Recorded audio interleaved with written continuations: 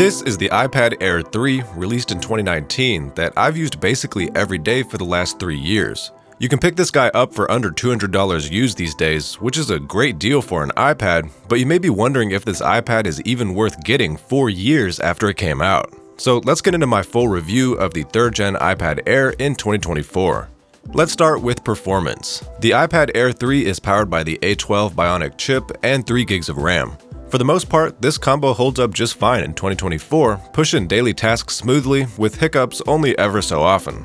The chip fills out the 60Hz refresh rate well, with no issues handling my everyday usage of taking notes, working on documents, photo editing, and consuming media. There are some things that are less than ideal here though, the most significant to me being the low amount of RAM.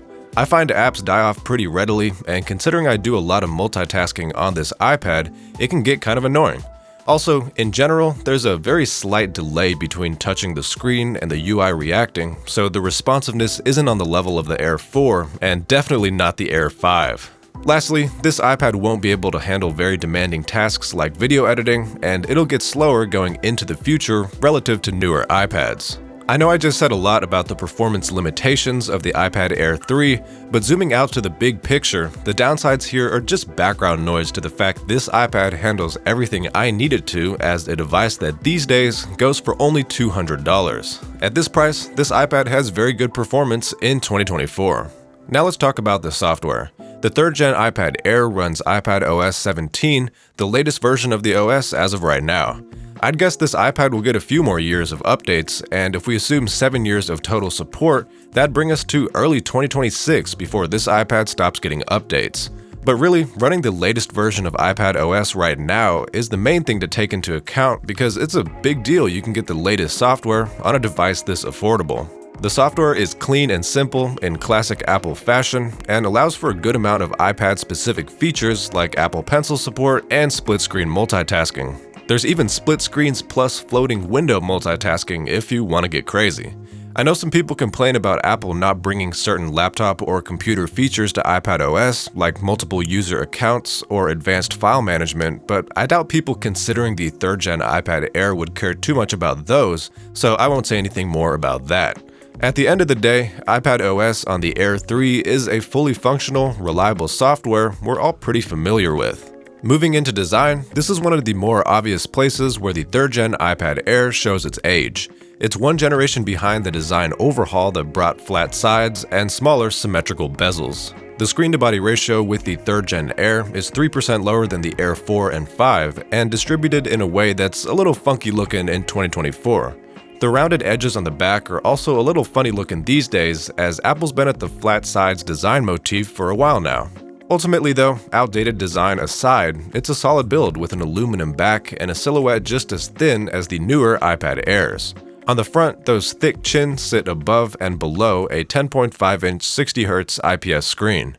The pixel density is 265 ppi, which is just as good as the newer iPad Airs, and the screen maxes out at 400 nits brightness, which is pretty close to the 500 nits max brightness of the iPad Air 4 and 5. The screen specs are frankly about as good as you'd expect from a newer iPad Air. From photo editing to watching YouTube videos, this iPad has good colors and contrast that only really tap out in bright environments. I enjoy using this screen to this day, and it's definitely good in 2024. Now let's cover accessories. First up, this iPad supports the 1st gen Apple Pencil. While the 2nd gen Apple Pencil is technically better than the first with a better build and double tap support, plus being able to wirelessly charge on the iPad, the 1st gen model still provides the real benefits of the Apple Pencil in general. That's low latency writing, excellent palm rejection, and great software support. You get all that on the iPad Air 3, and I've loved using my 1st gen Apple Pencil with this iPad for the past several years.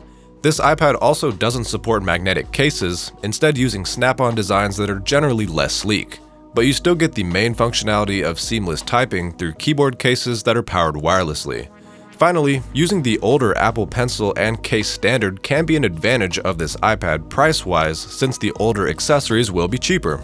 I'd actually strongly recommend you don't buy an Apple Pencil no matter how cheap it is though, since there's off-brand clones out there for $10 to $20 that do the vast majority of the same stuff at a fraction of the price.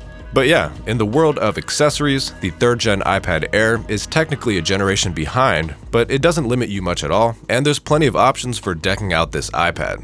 So there happens to be a camera on the back of this iPad, which I do not use with the exception of taking photos of the board in class, and that's really all you'd want to do with it as the quality is bad. It's an 8 megapixel camera with autofocus, and the only good thing about it is its existence, since it can snap pictures if you're in a pinch. However, I wouldn't say I even want a better camera on here since I legitimately don't have uses for it, so for me, the low quality is a non-issue.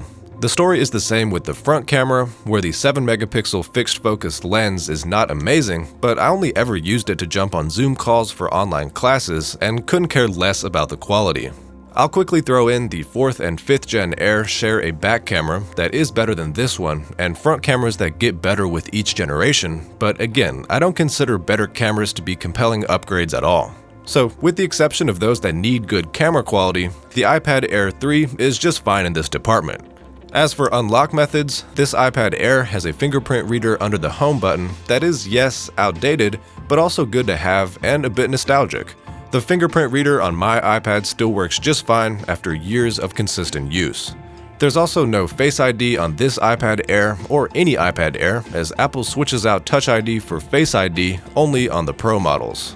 The iPad Air 3 has an 8134 mAh battery, which for the first couple of years of use just never died. I remember specifically getting to a coffee shop one time with no charger and 5% battery, but I was able to work for almost an hour just on that 5%. As the years passed, I did notice the battery life deteriorate some, but this happens to all batteries and all devices, and overall, the battery life has been great. To round things out, I'll mention this iPad originally came in 64 and 256GB variants. If you don't need too much storage, that 64GB model used or refurbished is where you want to be to get the best bang for your buck. As it stands in 2024, the 3rd gen iPad Air is still a solid workhorse of an iPad for everyday use. Its main weaknesses revolve around demanding tasks the older chip and RAM would struggle with, and the outdated design. But those things are difficult to willingly pay hundreds of dollars more to improve with a newer model when this iPad does so much at less than $200. I'll drop links to the cheapest prices I could find this iPad at on Amazon and eBay in the description. Subscribe for more quality general tech and audio tech videos, and I'll see you later.